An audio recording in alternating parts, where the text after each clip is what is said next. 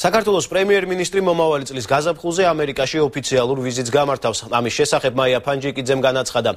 დღესვე საგარეო საქმეთა სამინისტროში ბოლო 2 თვის შედეგები შეაჯამეს. მაია ფანჯიკიძემ მედიის წარმომადგენლებს ის პრიორიტეტები გააცნო, რომელზეც მომავალი წლის მანძილზე დიპლომატიური უწყება ყურადღებას გაამახვილებს.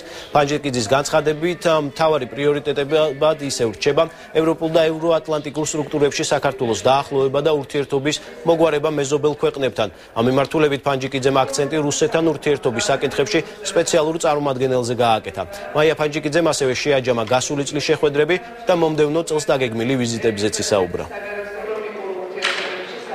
საქართველოს საგარეო პოლიტიკური პრიორიტეტები არის უცვლელი.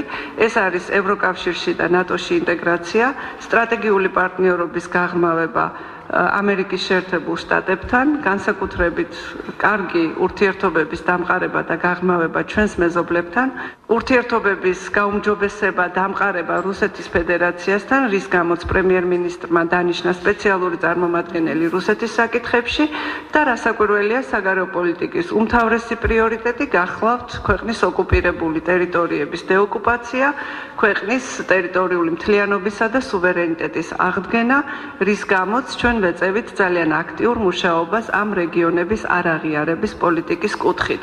რაც შეეხება თანაცხოვრების, თანაარსებობის და საერთაშორისო სიტყვა რომ ვიხმაროთ კოაბიტაციის პროცესს, იგი გარკვეულწილად კარგად მიმდინარეობს ამ სამინისტროში, გარკვეულწილად კი არის სერიოზული პრობლემები. თავად სამინისტრო დატოვა მხოლოდ რამდენიმე ადამიანმა, მათ შორის ზოგიერთმა საკუთარი სურვილით და ფაქტიურად შემიძლია ვთქვა, რომ ალბათ 95% ამ სამინისტროს თანამშრომლებისა არის შენარჩუნებული.